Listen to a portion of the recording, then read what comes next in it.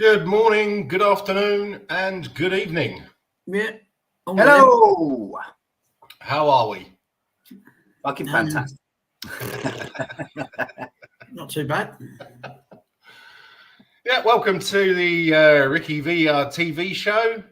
Sunday morning is always an awful lot easier after an absolute spanking the day before. Who misses? Like, subscribe, hit the bell thingy, and share with your friends if you want to. So, we will start with the game last Monday, which was Leicester versus Spurs. Line up: Cario, Porro, Romero, VDV, Udogie, Sarr, Bentancur, Johnson, Maddison, and Son, and Solanke, the new guy. So I'm going to hand over to you guys here because I actually heard it was a game of two halves, but I was asleep. So go ahead. Yeah, absolutely it was. First half was, it's tremendous, really. We treated him exactly how you would normally, with everything normal in the world, how we should treat a team that's just come up from the Championship. Completely dominated them, even at their place, for the first, I would say, at least 35 minutes. Solanke looked good. He seems to me more of a kind of like, I'll tie up two players and kind of hold the ball up and hopefully, make some space for myself for a shot. He's going to be good, I think, at making space for himself. Do you know what I mean? Like losing his marker and that, and then being the free guy that whacks it in from 25 or 2 yards, whichever. We're quite happy with either. But yeah, completely dominated, loads of shots, just couldn't finish in the first half. Is that about right, Kev? Definitely so. I mean, as I watch, my missus always watches with me on the TV when we watch, and I said to her about just before our time, I said, this ain't enough. We need two at least, and knowing Spurs probably three. It's the usual. We missed so many, and it kicks us in the arse, As for Solanke, the new boy, I think he's like a bit of an old-fashioned centre forward, the hustle and bustle, strong man, but he's got skills as well, and he's got a bit of noose up there as well, and as an all-rounder, I think he'll do well. I was a bit surprised he took a whack, but I didn't see it at the time, so I can't really judge it, Yeah, I was surprised at that as well. I didn't see him go down or anything like that, but, in a way that would be, maybe it's just one of those little knocks that just gets worse and worse and worse. But yeah, it's like kind of like an old kind of like Alan Shearer kind of player, a bit of a unit, and so he's got that strength, although he did get knocked off the ball a few times. So I think it's going to take him a while. I think it's going to take him a few games to get used to that kind of position. But obviously, and everything. It's pretty bloody typical, though, isn't it? He plays the whole season last year, no injuries.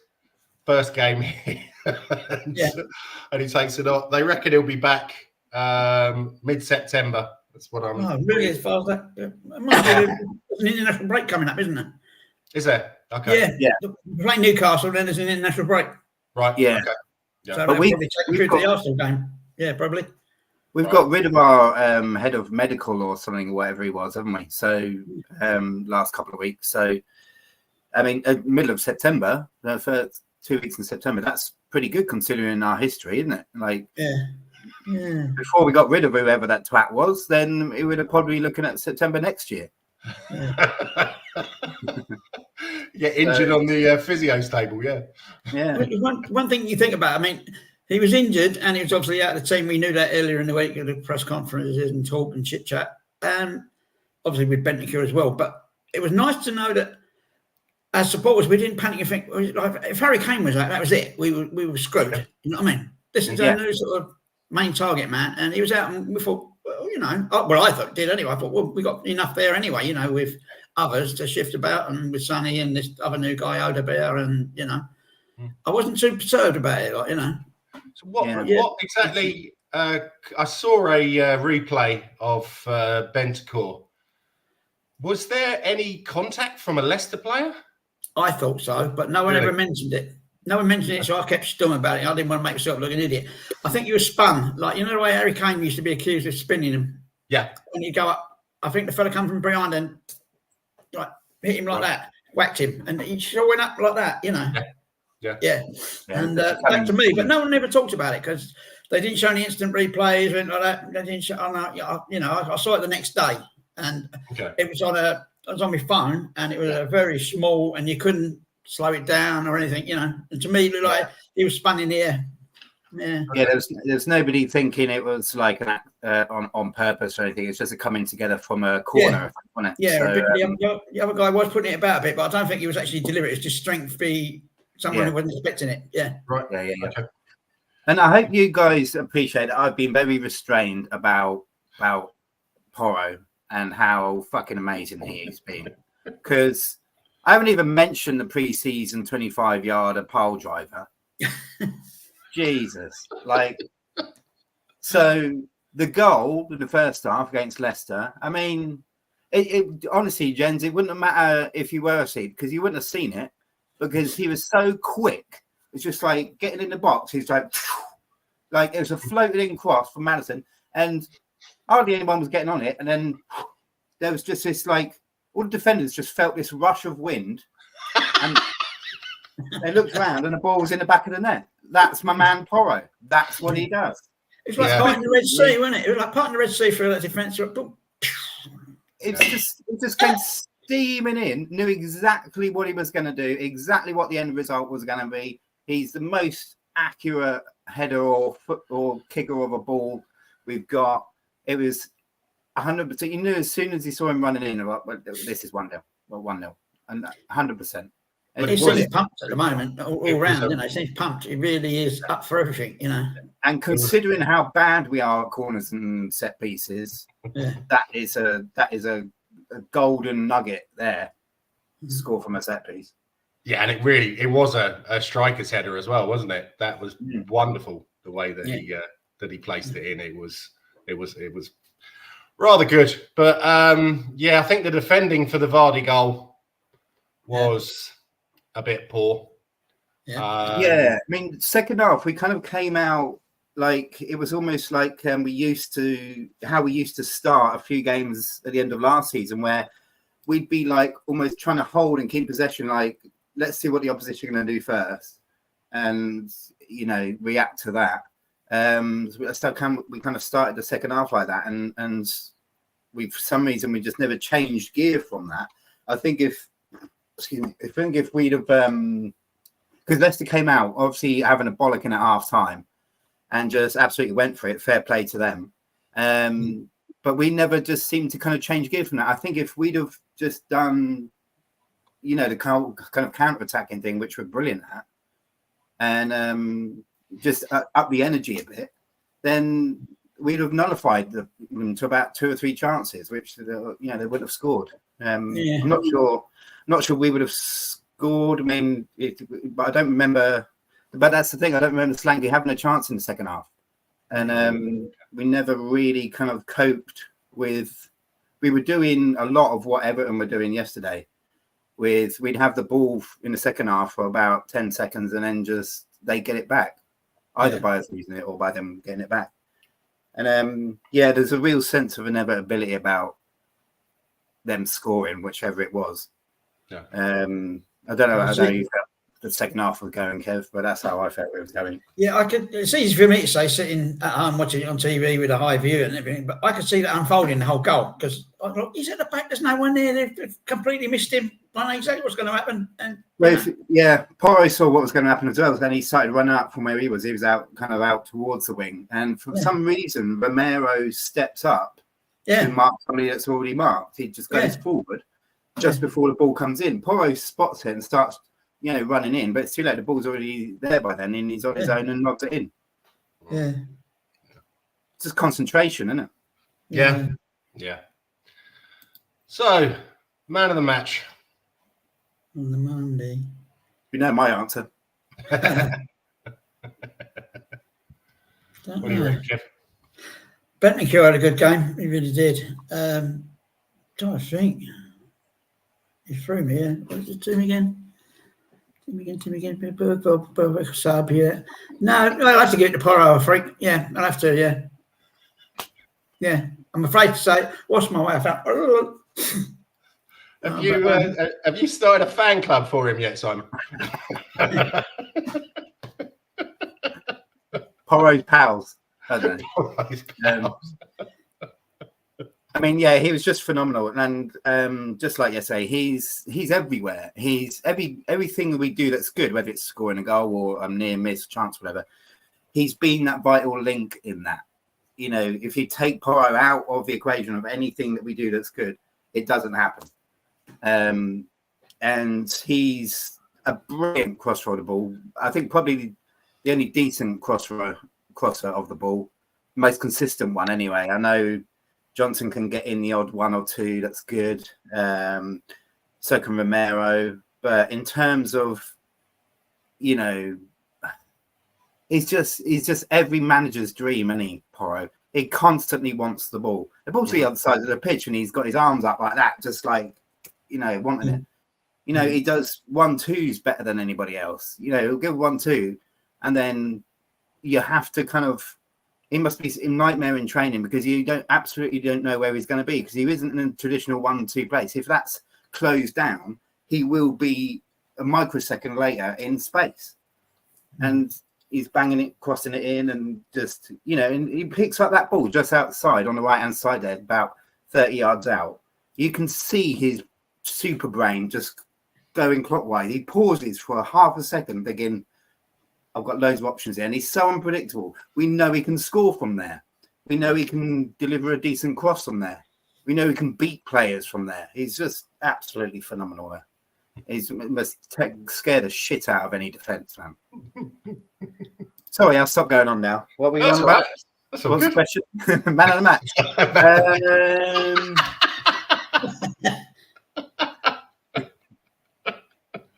And anyway, so now we go on to yesterday's game.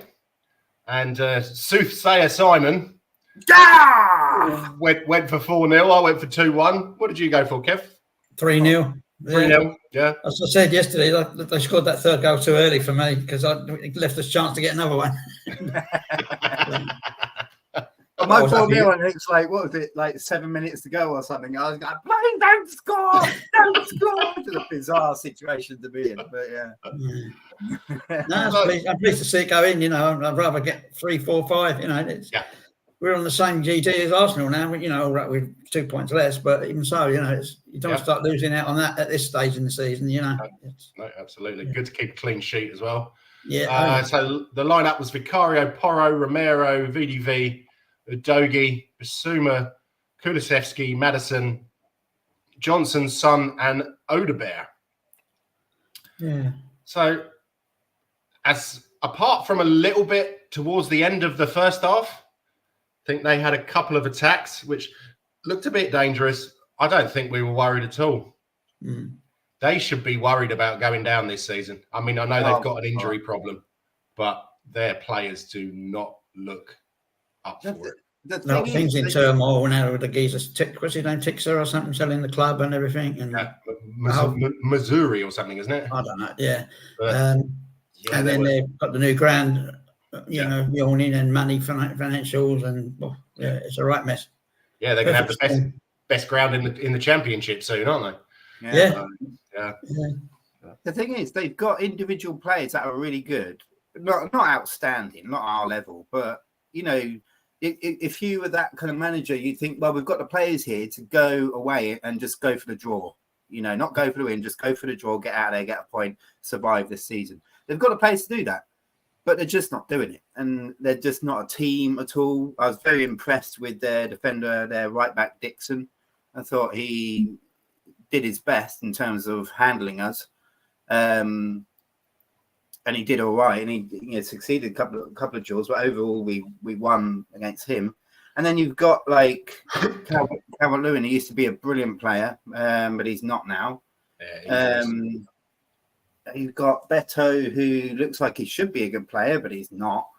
It just looks like you look on the looks on their faces, especially on the camera close-ups, and the confidence just isn't there. It's just psychologically they're already down. Yeah. Yeah, I mean they are missing their best centre back in Branthwaite. I think 14 first team players, recognisable first team players available.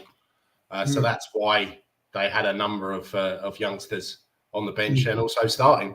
I thought it was a bit of a shame because they've got one of my fellow countrymen, Lindstrom, and he couldn't even get a start yesterday. So I don't know what the fuck that says about him. But it just, I thought as I said, we basically controlled almost the whole 90 minutes. Didn't they? Yeah, towards the end of the first half, they looked like they had a couple of chances. But apart from that, it was nothing. Absolutely nothing. I was surprised at the stats, really. It only said 73% possession. I thought it was got to be a lot more than that. Yeah. I was looking at like 90% possession. But the thing, in terms of the stats, I think the thing that pleased me the most was the shots on target and the overall shots. 13 shots on target. 13 shots overall, 7 on target. That's better than 50%. Normally with these kind of stats, it works out to be 1 in 3, 1 in 4 shots on target. But ours was better than 1 in 2, which is just brilliant. Yeah. Yeah, that was very nice. And sorry, Kev. I was just saying, I thought that Basuma shot was going over the bar when he left his boot. I thought it was sailing into the crowd, but it just hit the bar and went in, Yeah, we hit the bar twice and went in yesterday, didn't we, with that Romero goal as well? Yeah. So, shout out Basuma. I mean, what a statement comeback, and nice little hug for the boss there. It's good. That's how players should be dealt with, because I think the inevitability of players doing stupid things for whatever reason, silly little mistakes like that. And obviously, I'm not talking about like on the Jermaine Genius level, but silly little mistakes like doing stupid videos on your social media. So you just need a reminder, and I think Ange dealt with it really well, and I think Basuma dealt with it really well. He was so good yesterday. He was a powerhouse, strolling through the field yesterday. Yep. And that goal. They say a picture says 1,000 words. Well, a goal says 1,000 words yesterday for him. So I'm really pleased for him. Yeah. That was their first clean sheet in 16 home games, I believe. Seriously. Yeah. All right. I mean, that obviously says a lot about us, but it also says a lot about Everton. So to steal a phrase that Kev used in the chat yesterday, Odo is good-o. Yeah. What did you make of his debut? He petered out towards the end. He ran out of gas at the end, but it's a high tempo game for us. And but he done extremely. Even the first 20 minutes or so, I thought we've got a player here. Yeah. You can tell straight away when he takes men on. He's jazzy. He like what I read somewhere. He can either cut into the byline or he can cut back across the box and pass. Which is something we've been missing as far as I'm concerned. Because it gives so many options. I think you play better on the right, though. That's the only thing I would say. Yeah. It kind of surprised me that Werner didn't get on yesterday. Yeah. But he took Werner's position, didn't he? So yeah. So I think that's what Angie's doing with all the newbies. It's just like, okay, well, let's see how you do in that position, and then if you're good, then I'll keep you there. In terms of Werner and everything, I think they'll just keep swapping depending on who's injured and who's off form or whatever. Yep. The interesting thing for me is Kulu, what his reaction is going to be, because Odegaard was doing the kind of things that Kulu was doing on the right, but Odegaard was doing them on the left when Kulu first started, and now Kulu's kind of petered out and he's plateaued, if you like. And got found out a bit. It'd be interesting to see where Kulu fits in. Does he fit in at all? Ange might be thinking, do you know what I wanted from Kulu on the right? Let's do that on the left with Odegaard. Yeah. So it'd be interesting to see if Kulu gets many more games, because apart from being the pre-season stuff where he was through the middle and was a very, very good link-up player, I don't know how he's going to fit in, because Ange clearly wants Johnson on the right there to do that. So that rules Kulu out of that. Even though I think, as we all agreed yesterday, Johnson was just, He was probably the worst player, and he was mediocre. Yeah, rabbit in headlights, wasn't he? He was like, yeah, he was kind of not anonymous, but he, you know, you can see him, and he just did a few runs and all that kind of stuff. It was just about he contributed towards the possession, but that's about it. I didn't see him contribute anything else. So he's going to have to up his game. Yeah, it's exciting for us as Spurs fans to see all these new players come in and watch literally week by week as Ange experiments with them. Yeah. You know, it's not, we're still building the perfect team as far as Ange is concerned. That's what he's doing, and he's going to be experimenting like he did yesterday and seeing how it works. And it's great. It's exciting stuff. You know, let's not forget, it wasn't that long ago we had managers that would just stick with the starting 11, wouldn't make subs at all, don't want to make changes and all that. And the lineup now is hard to predict every week, so it's great. Good time. Yeah, it's great for competition as well, isn't it? That, you know, everybody knows that, I could get a game. It's not going to be, I'm going to be on the bench again. I think that enhances team spirit as well. And also having all these youngsters coming in, it must be a bit of a breath of fresh air. I've just been having a look at some of Burnley's games last year, and I checked about 5 of them, and Odebert started on the left in all of them. did he? Yeah. In all of them apart from one when he was up front. All right. So that's interesting, because I did hear it does say on this app that he is predominantly a left midfielder or left winger. But yeah, it also does say he plays as attacking midfielder, striker, and right mid. Yeah. So he seems comfortable on his right. Yeah. I think that's hard. It's hard to tell the difference between him and Werner. You know, they're both good at running at players and beating players and getting the ball in. Service from that left is what they're primarily there to do. Yeah. And they're both good at it, you know. Yeah. So, like you say, healthy competition. Brilliant. Yeah, definitely. Yeah. Yeah, absolutely. And congratulations to Christian Romero for getting his ton in a Spurs shirt. Yeah. I thought he had a good game again yesterday. Yeah. But I'll also have to say that run from Van de Ven. So I mean, seriously, it's just like he started running, and you just thought, hang on a minute, he's gonna have a shot because no one's catching. Well, hang on, shall we cover the second goal first? Yeah. Cool. I mean, for me, the second goal summed up us and why we won yesterday, because we've got England's number 1 goalkeeper there. Just dawdling with it, and our energy was the key thing. So our energy was 1,000% better than theirs, and you know, you should always chase it down. Whether it's a defender, whether it's a goalkeeper, all down to Sonny. Just zooming in there. I know it's some basic error from Pickford, but he does do that, though, doesn't he?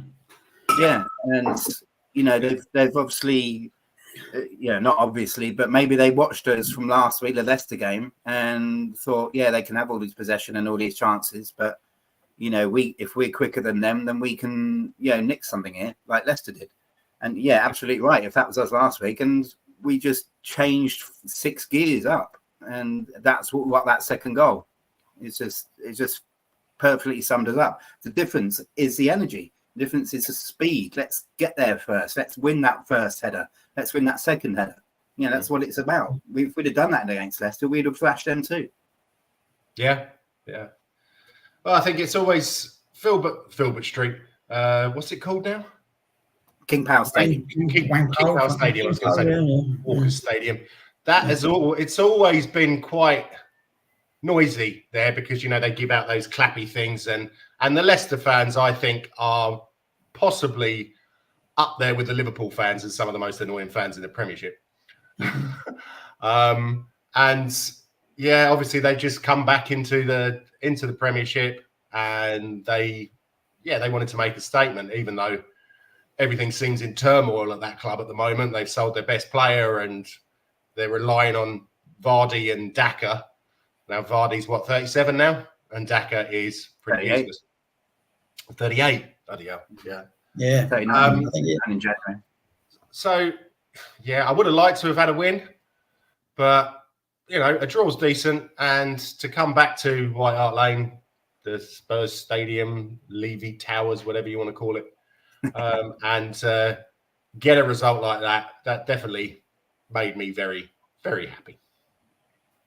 I think that Romero goals we were talking about, I think they've been trying that for a while now. They sort of queue up. He puts a few bodies in front of him to give him a clear run. He's behind 3 or 4 Spurs players, and they all run in, and he's at the back waiting to get a free header. And they've sort of taken out their other defenders in a nice way, not flattening them, but just making room for him. Yeah. And it seemed to work this time. Do you think the one where he headed one, was it last week? Or was it against Bayern? I can't remember. And that just went round the post. I can't remember that one. I think that was last week's game, wasn't it? A header that just dipped down past the post. It could have gone in, or should have gone in. Yeah, it's again, it's about how much you want it. And you know, he won that header over 2 Everton defenders that are taller than him. Yeah. And that's how much you want it. It doesn't matter how small you are, how slight you are, whatever. If you want it enough, you'll get it. And he did. It was unstoppable header. Yeah. I will say, I belong to a lot of different sites on Facebook. We don't want to know about that, Kev. That's your weekend thing, you know.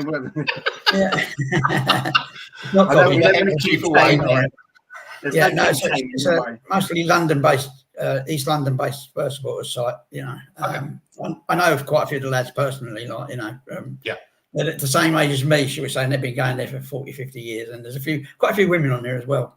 Okay. And I said about the game yesterday, and they all said this and that. And a couple of people like what I said. I said, yeah, he was great today, Odo.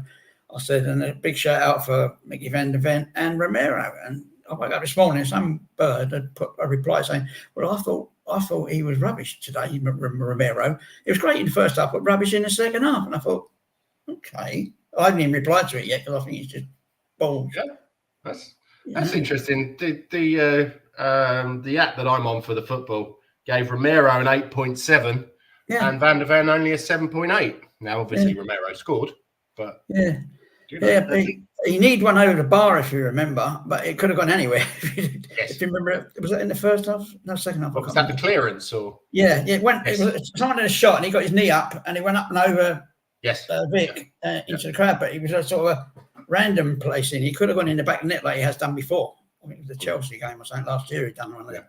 It might be early jumping the gun, but Romero for me, and again, this is considering everything my man Porro did. Romero for me gets man of the match. Yeah. He was phenomenal. If you watch him, Mike, he yesterday, and I say whoever that lady is, she needs to rewatch the match and just watch Romero. He delivered at least 3 or 4 through balls from the centre defence, pinpoint accuracy through. It was only the receiving player that mucked it up, that it didn't end up in a goal. He was completely solid in defence. He was unbeatable in defence. He scored a goal. What more does he need to do to win man of the match? You know what I mean? He was absolutely brilliant. Maybe it was because it was his 100th or something, I don't know. But he just went up a level yesterday. He put Reducer on one of their players. I can't remember. I remember doing that. He got a crafty little kick on him that let him know he was there, and he wasn't seen it after that. The other thing's about his style of play. He's very laid back at the back there, isn't he? And everyone thinks, oh, he's slow and that. He's not. He's deliberately slow. You know, he does it on purpose and he draws their players onto him. Then he pings the ball. You know, people don't realise that. You know. Yeah. He's supremely confident what he does. It's almost like, come at me then. Come at me. Yeah. See what happens. You know. He's got to be a class player to do that. He doesn't panic. He doesn't. You know. Yeah. And now he's finally getting some good players around him. I think we're going to see the best of him as well. And let's hope we can hold on to him. You know. Yeah. Speaking of good players around him, my man Porro yesterday, did you see him? He was just, oh my word. That was he playing yesterday? They would have had a certain goal that in the second half, that little scramble there, and the ball comes out to a completely unmarked Everton player, lining himself up for the shot. It's coming out the air, and who throws himself at the ball in a kind of like salmon dive, and gets a free kick. It's Porro. Zorro. It's just phenomenal. It was just like he was just threw himself at it, didn't he? He didn't care. He didn't care that he got injured or what part of his body cleared the ball. He was just, he could see the shot coming in, thinking, you know, it's going to go through the classic kind of, you know, dozen players ricochet and creep in the back of the net. No, we are having a clean sheet. I'm going to throw myself at this player, come what may, and got a free kick. It's just, I mean, that summed up his whole game, really. It's just, brilliant. Yeah. What a man. I'm just looking on Spurs community, and the headline is on the first page of his player thread. Tottenham in advanced talks to sign Atlanta duo Cristiano Romero and Pierluigi Golini. Remember him? Fucking hell, he was awful, wasn't he? Yeah. Good mates with Son, though, wasn't he? Yeah. They used to go out and pretend to look like Los Angeles gangsters, and So I'd like to talk about this guy. Now, as I said, I didn't watch the Leicester game, and I've been informed he was man of the match then. But yesterday, am I being too hard on him? I didn't think I can't remember the last time that I thought, wow, he's having a good game. It's a frustrating thing because we know, you can see when he starts every game, right? You can see the flashes of brilliance that he's got and the potential that he's got. And let's not forget what he has done for us so far, which is, you know, put in when he started, he was brilliant. Enormously skillful through balls and unexpected ones as well. And he had that air of unpredictability about him. The problem is, I think psychologically he knows he's made of glass and he shies away from being adventurous and creative. I think because of that. Again, that's my uneducated assumption. But you're right. Yeah, he's not delivering what looked like it was going to be promised. You know, I think I wanted him, I don't know about you, but guys, but I wanted him to be that player that when he picks up the ball just past the halfway line and turns, everybody gets up at their seats. They automatically get up out of their seats thinking something's going to happen here. And it just hasn't materialized. No. And the thing is, I think we need him because he provides a link, but and he's obviously a good player, but he's just playing like his what feels like his average standard at the minute. And with all this talk, he's been talking, isn't he, about how he's ready to come back, and he's, you know, the being left out of the England squad has spurred him on to do well for Spurs and all this kind of stuff. And I'm like, well, where is it then? I know it's only 2 games, but you know, that's 180 minutes where you could have showed it. I don't think he has actually shown what we wanted for him. And I think if we had like Bentancur in there instead, we have a better game, I think. Yeah. Because he does seem pretty untouchable. If he's fit and plays him, doesn't he? Yeah, he's lost a lot of that swagger, I think, now, and he's targeted quite a lot by their defenders. He gets a lot of kicks. Yeah, that's true. Yeah, he's probably conscious of that, as we all are, you know. Remember Dyer, he was invincible until he had that appendix operation, and then he sort of went, you know, it takes a long time to lose that fear, you know. Yeah, that's true. Okay, so I think Simon's already said who his is. It was Fraser Forster, wasn't it? No. Anyway, what do you reckon? I decided yesterday it was, and I can't bloody think of it now. I don't know. Sonny. Yeah. He's got his mojo back. Yes. Yeah, let's hope so. I think I'm going to go for Van de Ven, simply for the fact that he took a rather nasty whack, and everybody thought he was coming off. The dragon was almost stripped off to come on, and then he goes and does that run for the last goal. I thought it wasn't a whack though, was it? It's just overextending his leg. Just one leg. I thought he. Yeah, no, he just, you know, that thing where you whip your leg out too far and underneath on the back of the knee, it just, or it feels like you've pulled all the muscles in the back of your leg. It fucking hurts. It's one of those, and I mean, just ran it off, didn't he? Which is great. I thought that. I mean, and I was considering Basuma as well. Let's not forget that was Basuma's first goal for Spurs, surprisingly. Okay. First Premier League goal. Yeah. He's got one somewhere else. And to come back in that fashion after what he did, which is it's superb. So runner up Basuma for me, I think. Yeah. Mickey was class. Yeah, he really was. I was thinking with Sonny about that. When Sonny was talking about it last night on one of the clips, he said they were talking about Sonny's second goal, what Van der Ven made, and he said, I was running beside him and said, if you pass to me now, I'll kill you. You bring the ball more forward. He's going, bring the ball forward, and then it's the way he said, you pass to me now, I kill you. And then he said, he kept running. He said, and then he passed at the right time. He said, but thank you. He said, I scored the goal, but it's Mickey's goal. Mickey can have that goal. He said. But the way he said the first bit, if you pass me now, like early, I'm going to kill you. He said, I'd like to see you try, Sonny. But anyway, I'm surprised he didn't. I'm surprised he didn't shoot. We know he can score bangers. Yeah. Sorry, I'm surprised he didn't. But it just probably shows the character of the guy he is. He's a lovely guy. And I got at my slide rule last night. I'm looking at our pitch is 105 metres. Okay. So I clocked off to both ends to the sort of penalty circle on the outside, box to box. I think I made it about 70 metres, 65 to 70 metres run. Yeah. What do we think of the subs?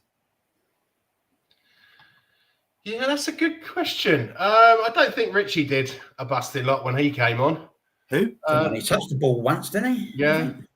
But I suppose that was the 90th minute. Spence. They're glad he's back in the fold, I suppose. But yes. I was surprised Bergveld didn't come on for a run, to be honest. But all sitting there when I'm going to get my shot. I mean, Drago has one off, as I said, he's half undressed and he didn't get on, So he was just there, really. He was on. Like in his head, he was on. And he's just like, you see him stood at the bench, sat on the bench going, you're fucking kidding me, aren't you? I even thought he'd come out at half time, they say, Mickey, I'll have a rest now, mate, like thing. So, but,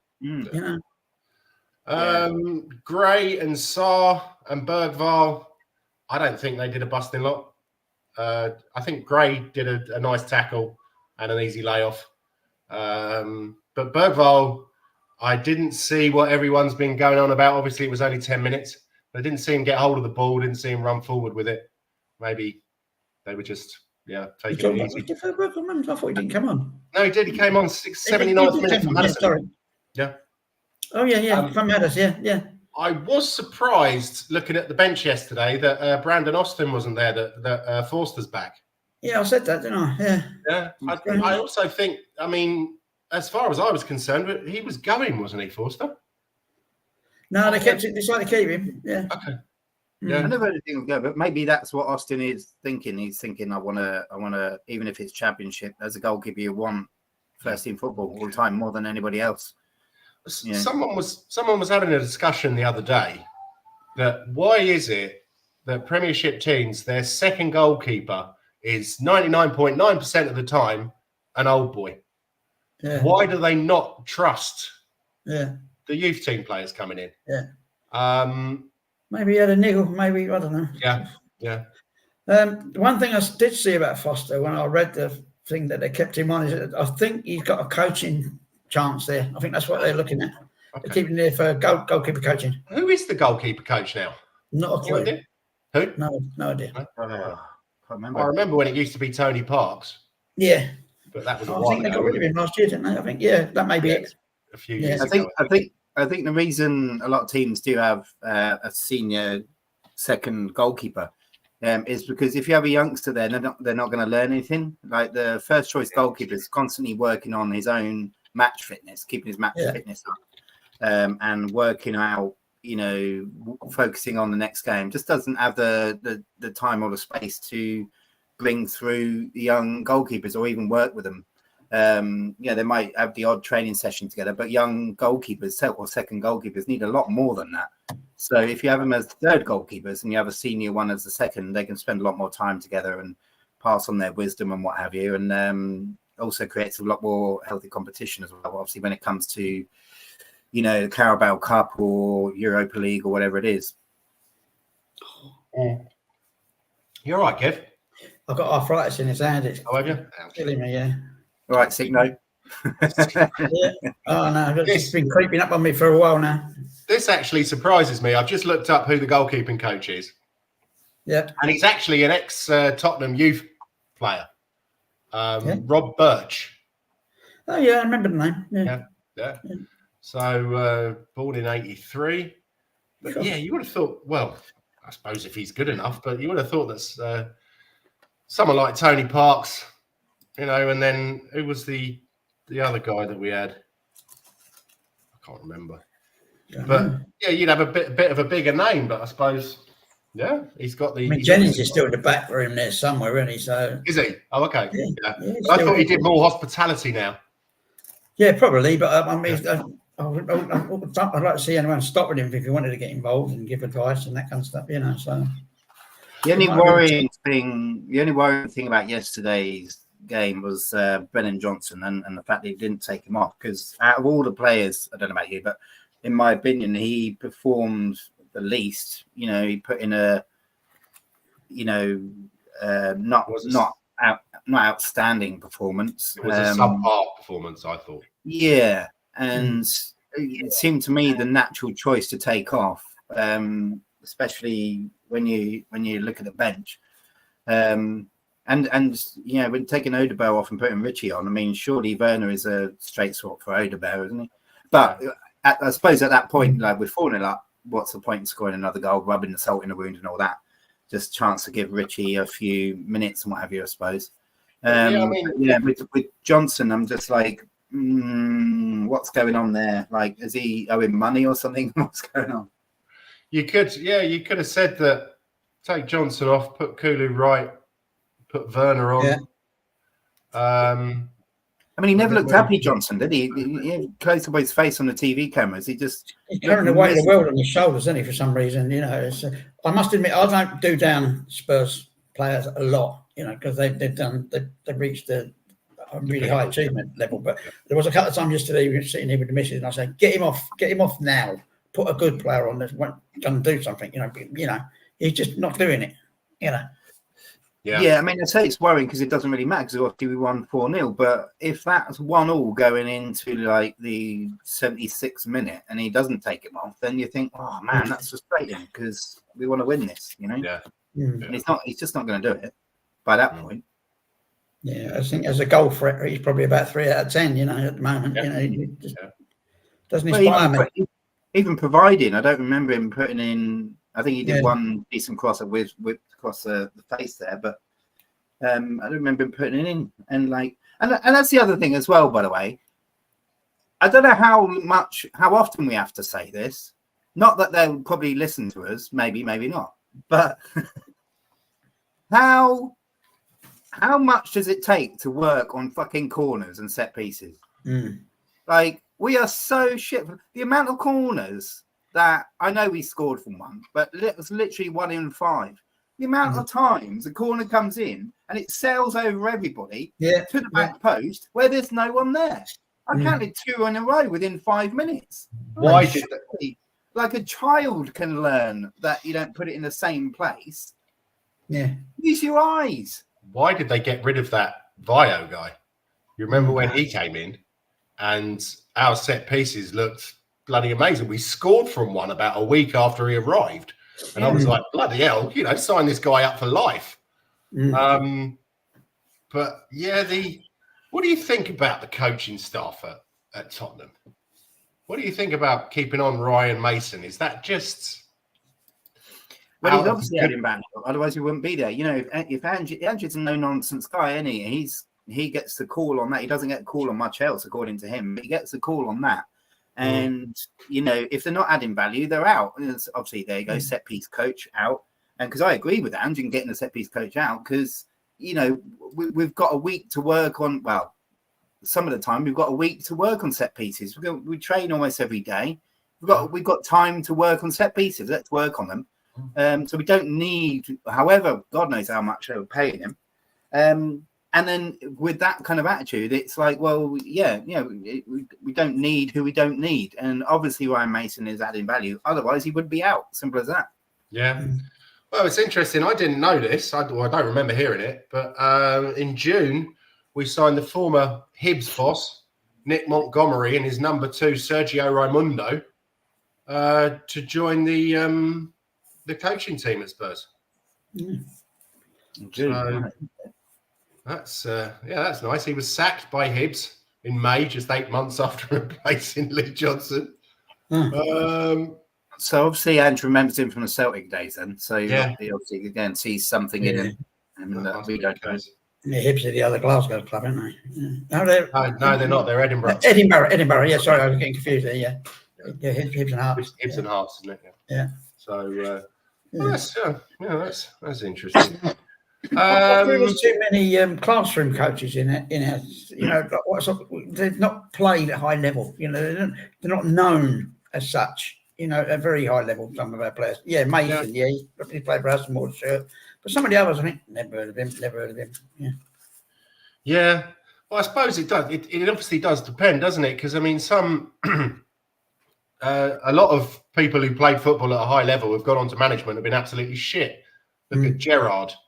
Look at Lampard. Gerrard's doing all right. Bobby Charlton, Nobby Stiles. There's all down the years. There's been so many like that. They think they can manage. But where is Gerrard now? He's in Saudi Arabia, isn't he? I don't know if he's still there or not. Still in Scotland, isn't he? So he's in Scotland. Yeah, I think so. For which Robbie Keane's home. He jacked his job, didn't he? When they won the league, and he come home, so he's not there anymore. Oh, okay, right. Yeah.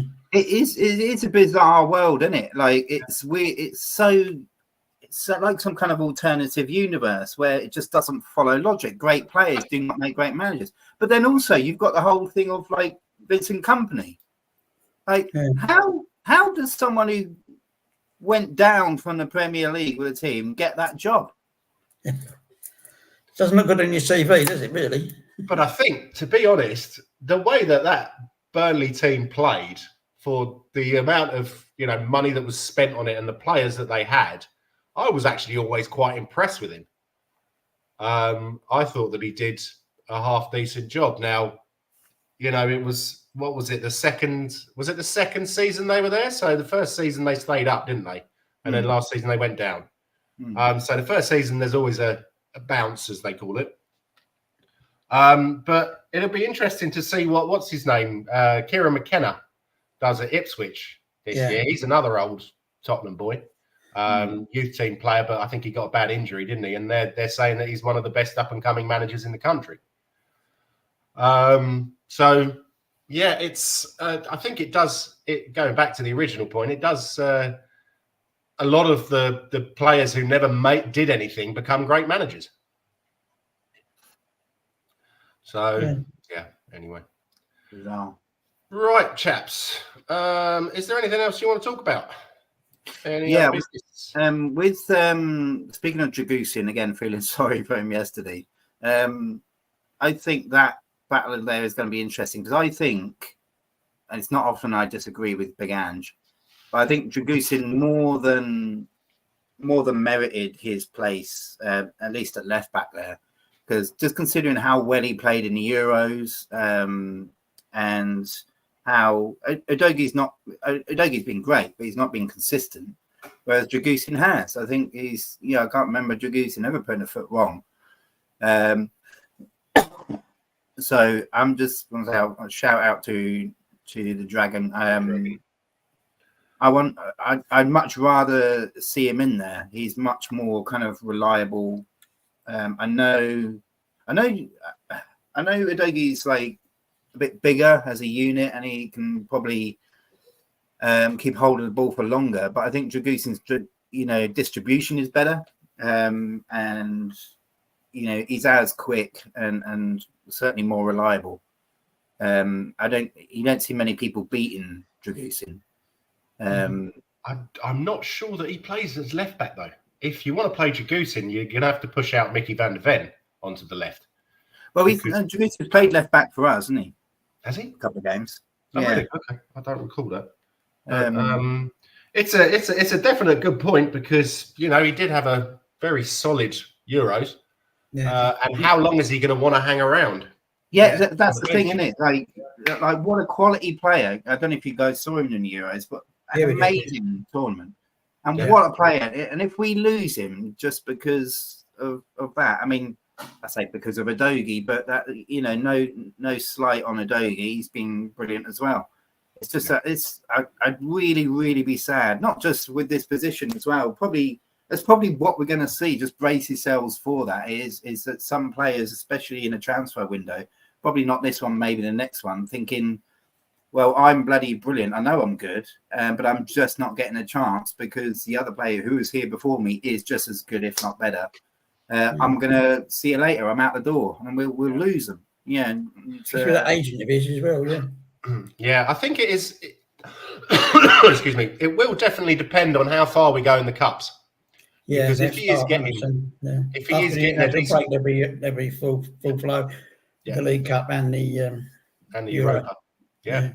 So if we do go relatively far in the Europa, then you're obviously the League Cup and the FA Cup. If we take the League Cup seriously this year, then there will be plenty of playing time for him, and also Mickey and Romero, the way that they play, maybe not so much Romero, but Mickey van der Ven, the way that he plays, he will be out for a certain period. Yeah, true. In the season. I dreaded that yesterday. I thought it looks like 4 weeks out straight away. Just it ain't bad. So I'm hoping that he will get time, and I'm hoping that he will be happy. But again, as Kev said, his agent he obviously wants the best for him, and he wants him to go play for Barcelona or something like that, and he wants as much money as possible. So, agents, man. Yeah. Okay, are we doing predictions for the Newcastle game next Sunday? Okay, why not? We'll get man of the match while you're at it for next week. Just one moment. Okay, predictions versus Newcastle. Ugh. Let me have a look. I haven't even seen what Newcastle have been doing. I'm really, not been keeping up that much with They won their first game against Southampton 1-0. I seem to remember hearing that they didn't play that well, that Southampton probably should have got a point out of that. Basically Newcastle are what Everton aspire to be. There's a lot of shit going on behind the scenes and stuff. And again, psychologically, probably it's not a team as such because it's so uncertain as to what's going on and all this kind of crap. So they're not really a team as such. Trippier wants out of there like yesterday, if not sooner. And they are a team. They're basically 11 players, but really only one or two of them are any good. Isak is probably their best player. I think considering that, I'm going to go for 2-1. Is it Guimaraes as well? He's pretty good. Also, that Tonali before he got done for the betting, he looked a bit special. But Callum Wilson can suck a bag of fucking dicks. He's a. I can't stand that bloke. Are we home or away? We're away. Yeah, I think it's time for a bit of revenge for the last couple of beatings we've had up there. Okay, well, I'm gonna go 1-1. Yeah. I knew I was going to get that reaction from you, son. 3-1 Spurs. Sorry? 3-1 Spurs. Yeah? Yeah. Nice. Oh, great. So 1-1, 2-1, 3-1. That's gonna be a crazy last 10 minutes. It's a good job we're in different countries, isn't it? Imagine us all in the same room. Don't score, do score, don't score, do score, score another one. Eugene will go 4-1. And John will go 5-1. Yeah. Why not? So we've got the old package there. I reckon we're doing predictions on predictions here. I reckon I predict John will say. I reckon he'll go 1-1, John. Yeah. Well, it's going to to shuts on Friday as well. Do you reckon anything will happen there? Sorry? The transfer window shuts on Friday. Well, let's. Yeah, it's interesting what the wording that Ange used, because he basically said that the way it's been interpreted as of last night, we're not getting anybody else in, but we are getting rid of a few. Yeah. Right. Okay. Well, there's still, I think Solomon will be one of them to go. That makes me sad. He was really good. Yeah, Lo Celso. He's a bit Porro-esque, wasn't he? Man of Solomon. Porro-esque he was. Mm-hmm. Yeah. It's time for Lo Celso to go. Steady on, Kev. Steady on. Apparently, there's some people in for Kulusevski. Good. Yeah, I saw a whisper about that. Yeah, Milan or someone in Italy. I think he'd prefer to stay myself. I think he would. And obviously, the Saudis might come in with a last-minute bid for Richarlison, and Big Ange will sit him down and say, "Listen, mate, you're fucking shit. Fuck off." Yeah, I don't. Like I said last week, we've showed an extraordinary amount of patience with him, and I don't see any incentive to keep him. I don't see any. Yeah. They're talking about some Japanese guy called Takafusa Kubo. Yeah. Where's he from? He plays for Sociedad. All right. Let me see if I can get a little bit more. Takafusa, yeah. I know nothing about him at all. No, me neither. Well, how have Real Sociedad done? How have they been performing? Yeah, again, I really don't know. I think Arsenal were in for it one time, weren't they? I think. Oh, were they? Okay. Oh, who is it? City are in for Kyogo, aren't they? From Chelsea. Yeah. He's a he's a right winger. We've got enough of them. Yeah. Used to be right backs, didn't it? Left, now right wingers. Yeah, Chris Goodner. Where did they finish last time? Speaking of Arsenal, how lucky were they yesterday? Yeah. I'll tell you what, fair play to Raya, decent saves, but if it wasn't for him, and if Villa hadn't wasted those chances, they'd have got hammered. Absolutely hammered. Yeah, that's life.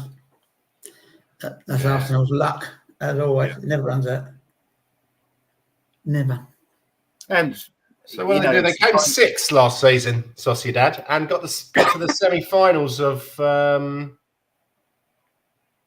Copa del Rey and the last 16 in the Champions League. Not bad. So I can't say I've heard of him, to be honest. Not really. No, me neither. Yeah, I'm not sure that we need another right winger, but I'm sure we don't. Yeah, it's just rumours at the minute, isn't it? What else is there? That Canseco guy is a central defender. Chiesa still. Gomez from Wolverhampton, but he'll be far too expensive. Is that you or me? That's me. Apparently, Jonathan Rowe from Norwich. Oh no, that was started in January, so that's a bit of an old one. But yeah, so yeah, I don't think, as you say, Kim, I don't think there's going to be any ins, but I'm pretty sure there'll be a few outs. Yeah, I think so. Watch that space. Yeah. Okay. So we're doing, considering it's 1:30 kickoff next Sunday. Is it? So if we do a pod at 11 a.m. UK time. That's September. Bloody hell.